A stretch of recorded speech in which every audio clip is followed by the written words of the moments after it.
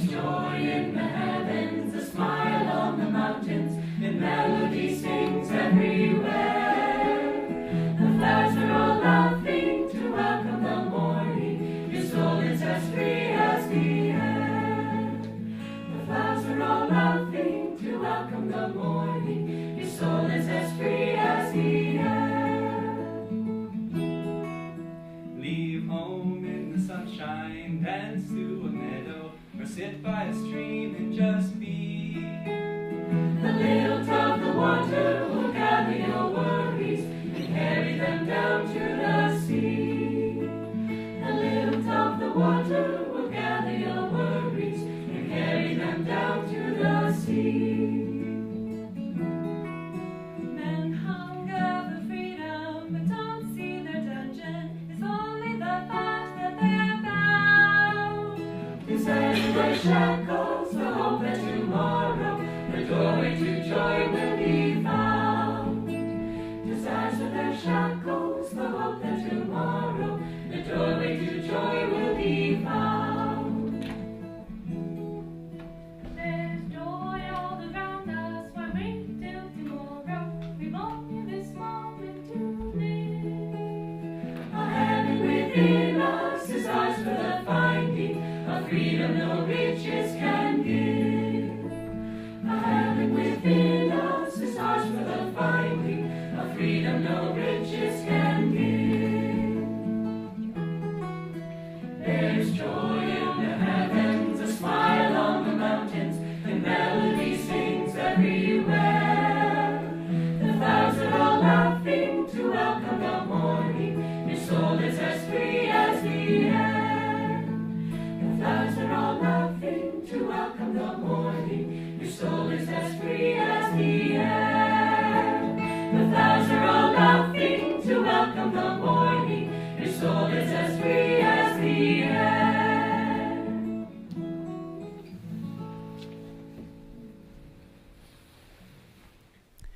I'd like to welcome all of you here for Sunday service this morning. For those of you who don't know us, my name is Maria, and this is my husband, Ananta. And many blessings and lots of welcome to you, especially if you're here for the first time, for any of the weekend programs, or if you're here despite the weather to view the glorious tulips at the Hermitage. If you don't know about that, there's a lot of people who can help you with that after the service today. I'm going to read now from Rays of the One Light by Nayaswami Kriyananda, and these are weekly commentaries on the Bible and Bhagavad Gita. And this week is entitled Deeds versus Intentions. Truth is one and eternal. Realize oneness with it in your deathless self within. The following commentary is based on the teachings of Paramahansa Yogananda. Jesus Christ emphasized repeatedly the spirit, not the letter, of the law. In chapter 5 of the Gospel of St. Matthew, he speaks of the sin of killing and of the legal punishment attendant on that sin, but says that more important than the act is the desire to kill or to do harm. He shows that the sin of harmful desire goes beyond merely wanting to kill. My message to you, he said, is this: whoever is angry with his brother without cause already stands condemned. Whoever contemptuously calls his brother a fool shall answer for it to the Supreme Council. And whoever calls his brother an outcast of God shall be in danger of hell fire. Brother here means any other human being.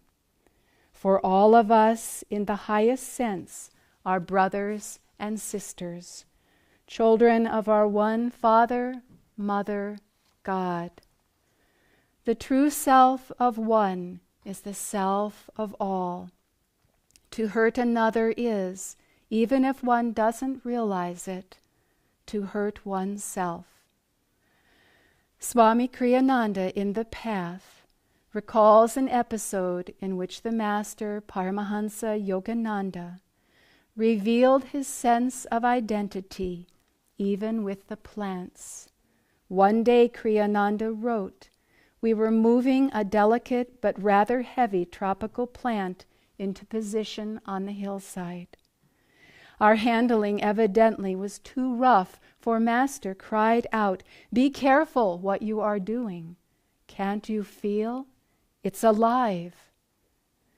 To wish death to anyone, to wish even harm to another creature, is to deny in oneself the reality of that divine life of which all of us are manifestations.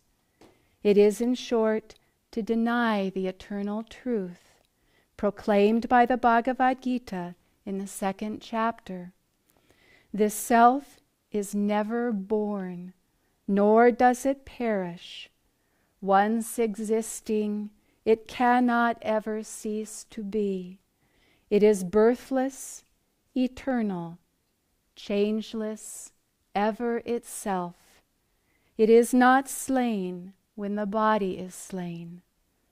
Thus, through Holy Scripture, God has spoken to mankind. Om,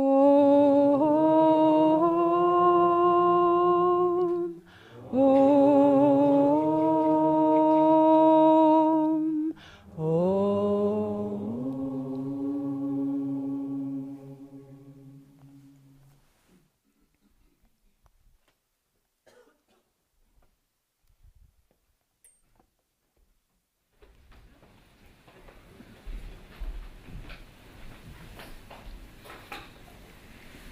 Well, I'd also like to welcome you all. We're very glad you're here. I'd like to begin with a reading from Whispers from Eternity. This is Master's prayer demand for self-realization. O cosmic vibration, reverberate through me as the cosmic intelligent sound. Teach me to find in thee the presence of the reflected Christ consciousness. O holy vibration, lead me to intuit that Christ in thee. O omnipresent cosmic sound of Om, reverberate through me and expand my consciousness from this body to the whole universe. Teach me to feel in thee the all-permeating perennial bliss of the Supreme Spirit. This passage from Whispers is a brief summary of the purpose of the universe. It's the purpose that all of us share. And the topic today is intentions versus deeds. And we have, as truth seekers of all paths, of all masters, of all time, one single intention. And that is to wake up from the dream of duality and to realize that we are perennial bliss, that we are joy, that we are the soul, not the body. Every single path, every single teaching, every single time has one single lesson. That's the intention of the creation, is for us to get out. That's our intention as truth seekers, as disciples. On the other hand, the enemy is Maya. It's the delusion. Its intention is to keep you bound to your body, to keep you bound to your racial profile, to your ethnicity, to your weight, to the extra weight, to the lack of weight, to your economic status, to your position in society, to your career path. There's nothing wrong with a career path, but the problem is when the soul identifies with these limitations. So our intention is to get out of this drama, of this dream, and to wake up to the reality of the self. This is the job of all of us. Master one time was talking to Kriyananda, and he was referring to a man who was not a disciple, but a good man. And Kriyananda said, he's a good man. He's doing good things. He's trying to be good. And Master said to him very softly, the road to Hades is paved with good intentions. And Swami sort of shook. He had to think about this and meditate on it because he was a good man. But what Master was referring to is not that the man was on the road to Hades, but that the road to Hades is paved with good intentions if the actions and the deeds don't support those intentions.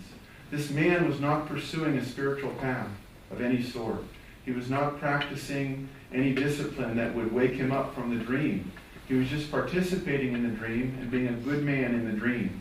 And Master warned that that can very easily let us slide downhill into delusion. It's the reality that we all see. It was, believe it or not, I hope I'm not going to shock anyone, but last week was Easter. Remember Davy was up here talking about resurrecting our consciousness? So what happened in the 7 days? I mean, did we make it all the way through? Did we stay resurrected? Or bit by bit, did delusion sort of very slowly kind of get us back into the ego and, oh, I don't like this, and why did he say that, and boom, boom, boom. We're not the eternal blissful self. We're caught back in the ego. So it's a constant battle for all of us.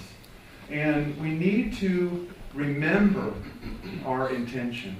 Our intention is liberation. We have to remind ourselves. Swami Kriyananda asked us, those of you of us who are members of the renunciate order, to review or recite your vows every day. If you're a truth seeker, if you're a disciple, recite the discipleship vow. If you are not any of those, read the Way of the Sanghi every day. And remind yourself, we believe in one eternal Satchitananda, ever existing, ever conscious, ever new bliss. We have to just keep reminding ourselves. Yogananda said, repeat the poem Samadhi every day. Just remind yourself of what is your intention. What is your intention today? And then, if you do remind yourself every day, then the actions that you take will move forward that agenda. Any good businessman or any good motivational speaker will tell you this. You have to have your intentions, and you have to go out and do something about that intention every day. Well, they're right. We need to remind ourselves of our intention. It's to become liberated, to realize that we are a part of all that is. And then we have to put out those actions every single day that move us in those directions. However small those actions seem. We don't really conquer the world in one given day. We don't practice or attain samadhi in a given day. But every time we meditate, we can have a little teeny taste of samadhi. We can vanish the veils of light and shade for 10 minutes, 30 minutes. We can stop thinking about who we are, what we do, or tax day on the 15th. We can stop for a little bit and just go into the realm of light, withdraw from the outer world, go into that inner world. It's not that hard to do. A few minutes. We can practice Hom Saw, we can practice Om. If you have another path, you practice the initiation given by the Guru. But the Guru is liberated. Christ was liberated. And if we can tune in to that on Easter, if we can tune in to that reality, you concentrate on it, and then you merge with it. You move toward it.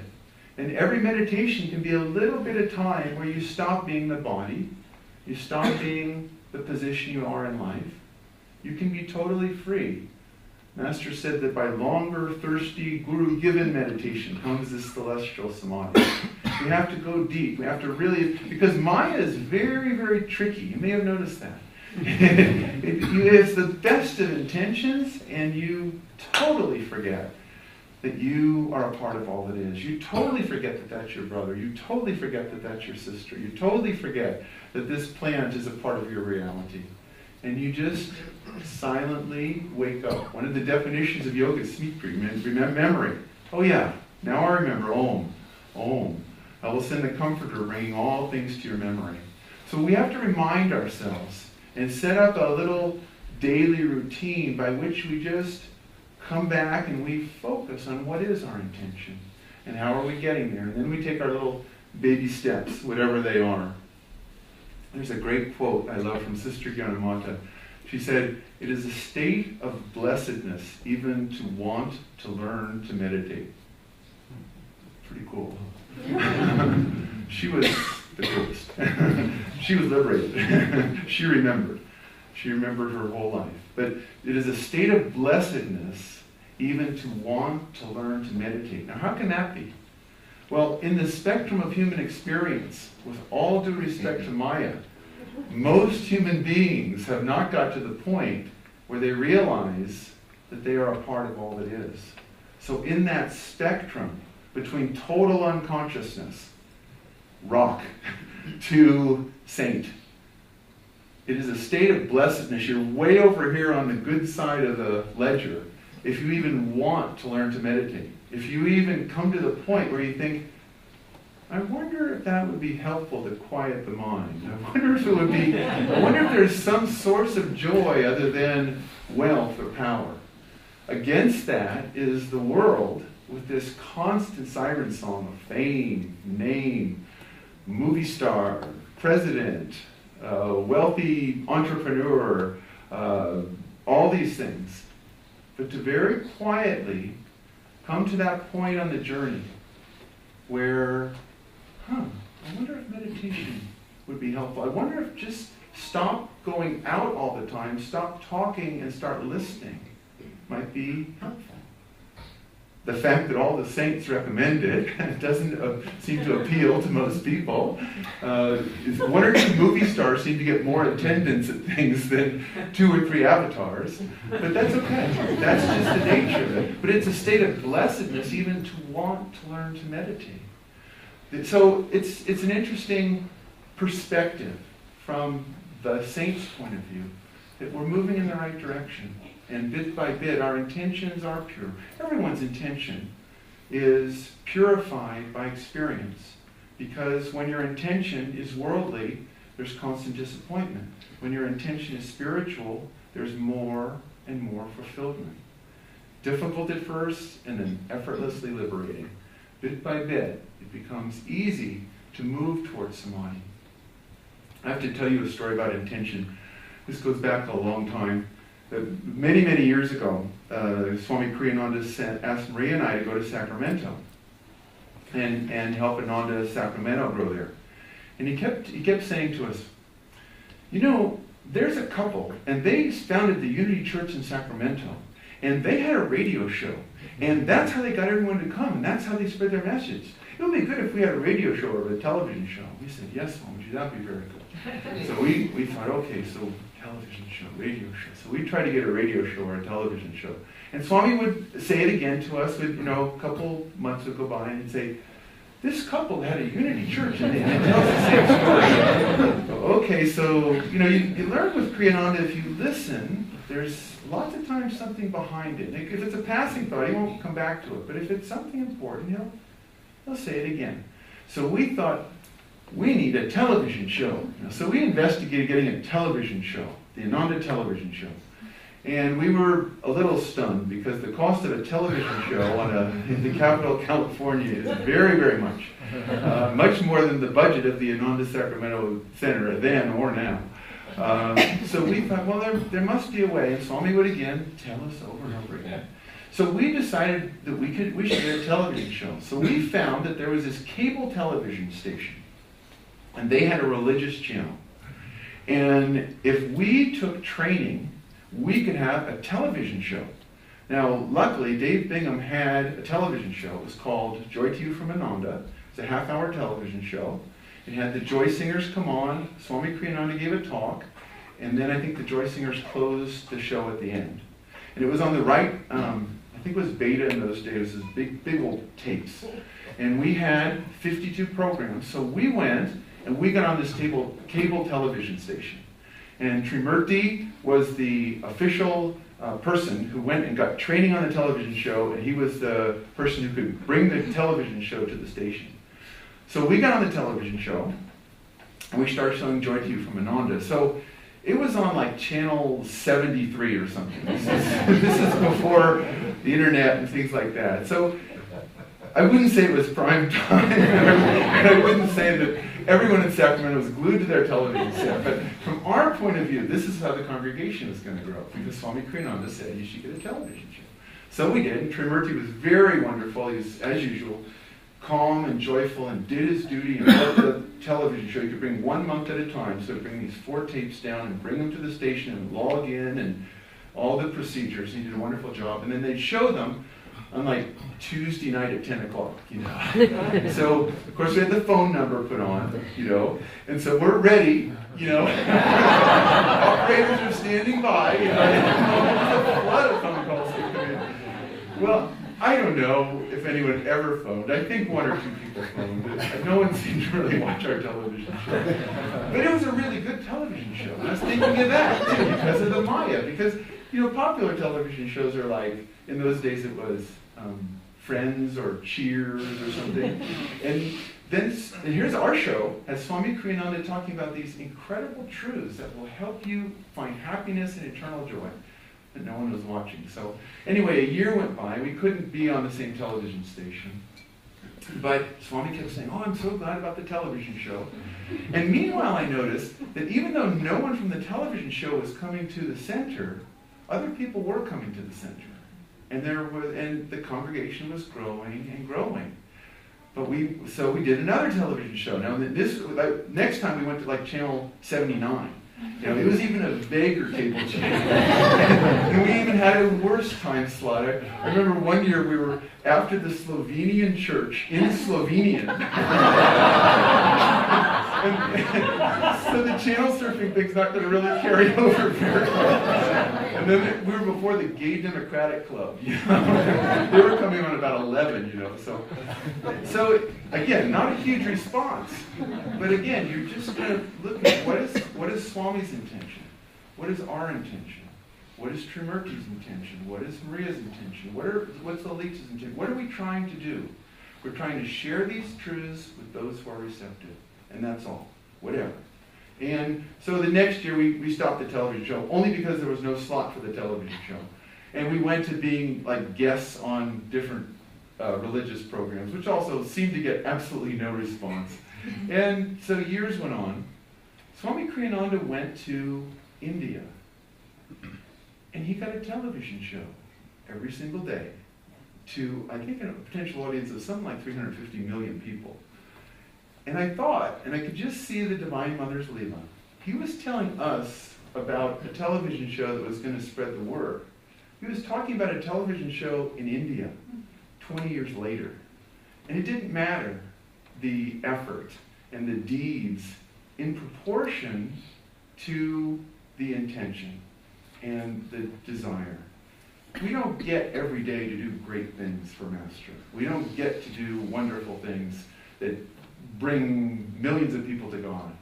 We get to build a building, or fix a database, or fix a leaky pipe, or plant a garden, or teach our kids, or take care of our kids. But if we do it with the intention of spreading the light and to help people to wake up to their reality, then that's all we need. Master said, God watches the heart. That's all there is to it. Our intentions must be pure, and we must follow it with the best deeds we can. But we can't go beyond the time and the karma and the place. I didn't tell Swami when he got to India that there was this couple in Sacramento and he was working the television show. I restrained myself. I may remind him. Because it all happened. And the television show reaches millions of people. Swami Kriyananda's intention is to share the teachings that Paramahansa Yogananda gave him. Paramahansa Yogananda's intention was to bring a spirit of world brotherhood back into this world, to bring Kriya, to bring direct communion with God and realization back into people's lives. So remind yourself of that. Remind yourself through the poem Samadhi, through the vows, through your intentions of where you're going. You're not in this world. Master said, I didn't come so you could clean up the mud puddle. I came to take you out of the mud puddle of delusion. He didn't come so that we could make everything nice and have world peace and save the whales and go green and all that stuff. Those things come of themselves as the consciousness of the divine permeates this world.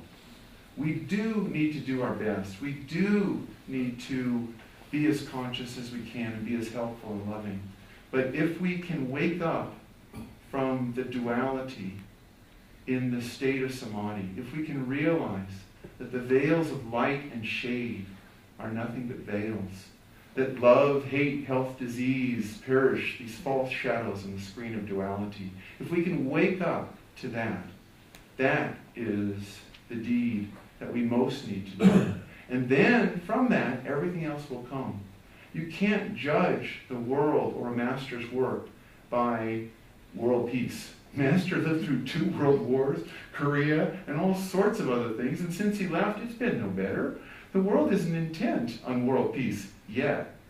But it doesn't mean that our intention to share the love and the light of God is any dimmed at all. We must just try in the little ways that we have in front of us. Because God takes care of the big picture. When this community was founded, our intent from the beginning was not fame, or not to last 40 years, or anything like that. It was a place where people can find God. That's all that Ananta is. Sure, we have guest programs. Sure, we have wonderful things that have come from that. But our focus and our intention is the realization of the self. It's nothing else. Everything else comes from it. Naturally, if you're trying to realize the self, you're going to spread joy, fill the world with beauty and kindness and sweetness, and wonderful things will come from it. But keep your intention foremost. Keep it alive. Remind yourself every day why you've come, what you're here for. In that way, you'll feel Master's blessings. When Master said, by longer thirsty Guru given meditation, it means that the grace and the blessings of the Masters are of very vital import to this. They're awake. They know how to wake you up. And not only our Masters, but all Masters are trying to wake up the world to the reality of their own beauty. That you too are a Master, just like the great ones. It's just a question of waking up. So keep that intention foremost, do what you can, and live in that joy. Long I've called you, my Lord. Long I've called you. Many years I have longed for your sight. May the darkness with tears of devotion